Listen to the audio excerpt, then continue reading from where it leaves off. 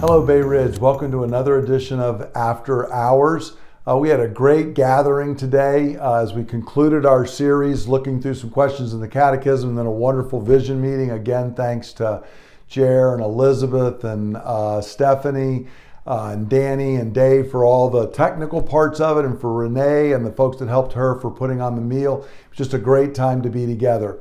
And since we just concluded the series on the Catechism, rather than kind of adding to the final teaching there on Jesus as the only Redeemer and Mediator, I wanted to give us kind of a glimpse into what's coming next. And what we're going to be doing next is a new series that we're calling A Father's Farewell. And it's a look at 2 Timothy. We'll be discussing why, we're calling it A Father's Farewell relative to Paul's relationship to Timothy as his son in the faith. That comes out at several key points in the letter. But we're going to be spending time looking at 2 Timothy between now and early May. And so I want to take just a couple of minutes to kind of introduce it and why it's important for us to study and look at 2 Timothy and why it might even be apropos for us right now. 2 Timothy is part of a group of what's known as the pastoral epistles. This is the common name given to 1st and 2nd Timothy and the book of Titus. They're probably the latest writings of the Apostle Paul. They're the last group. They come after like Romans and the Corinthians and Thessalonian letters. They're the very last writings of the Apostle Paul. And they fit together not only because they're later writings, but they have a lot of similarities between them. Among these are the fact that they're written to younger companions of Paul rather than to a church. So, for example, Romans is written to the church at Rome. 1st and 2nd Corinthians, Galatians, Ephesians, Philippians, Colossians, 1st and 2nd Thessalonians are all letters that Paul wrote to churches. In fact, many of those letters, Timothy is actually listed as an author along with Paul. But here, Paul is writing not to churches, but to individuals. And it's even distinct from Philemon, which is also written to an individual, but Philemon was not a co-worker or laborer with Paul, whereas Timothy and Titus are. And so Paul is really writing to these younger companions. Secondly, they're linked together because they're written to give instructions for how they are to lead the churches as the churches are having to deal with problems. Titus has been left in Crete. Timothy is in Ephesus. But these young companions of Paul are there to try and establish the churches, and particularly in Timothy's case in Ephesus, in a fairly well-established church, to try and have to deal with problems.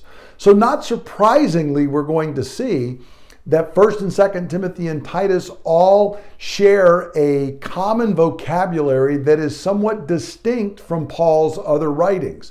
And the reason's not because Paul didn't write the letters, as some liberal scholars want to claim, but rather they're written at a similar time frame. They're written to people rather than churches, people who already know Paul, but they're written to people who are having to deal with specific circumstances that are arising in the churches, some false teachers, some other issues that are going on.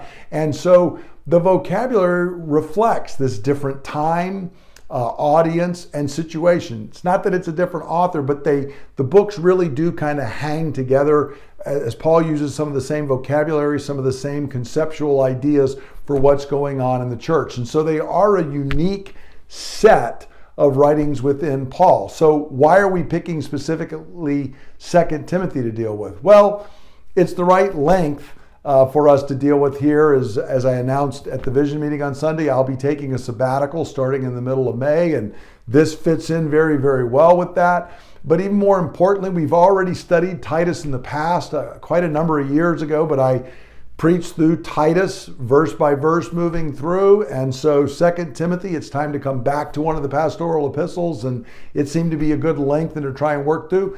But it's also because 2 Timothy is one of Paul's most intensely personal letters. Part of why we're calling it a father's farewell is you can really hear Paul's heart for Timothy and for the churches, for the gospel, for the kingdom. It's a very, very personal letter.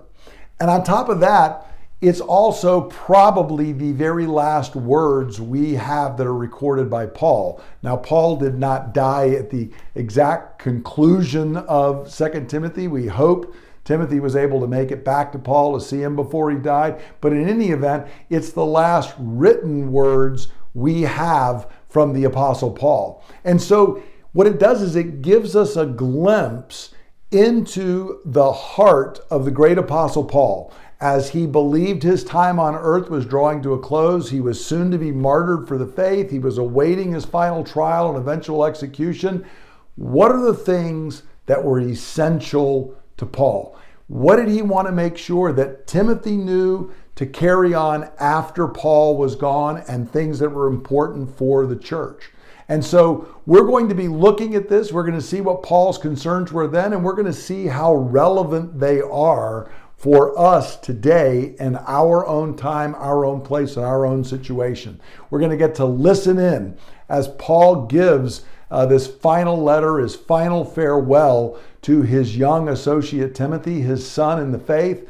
What was important to Paul then are the things that I believe would be important now, and we're going to listen in and learn together as we hear a father's final farewell in 2 Timothy. I hope this stirs up your appetite a little bit for what will be beginning this Sunday as we look at the first 7 verses in the letter. I look forward to us gathering for worship and opening God's Word together. I hope you have a great week. God bless.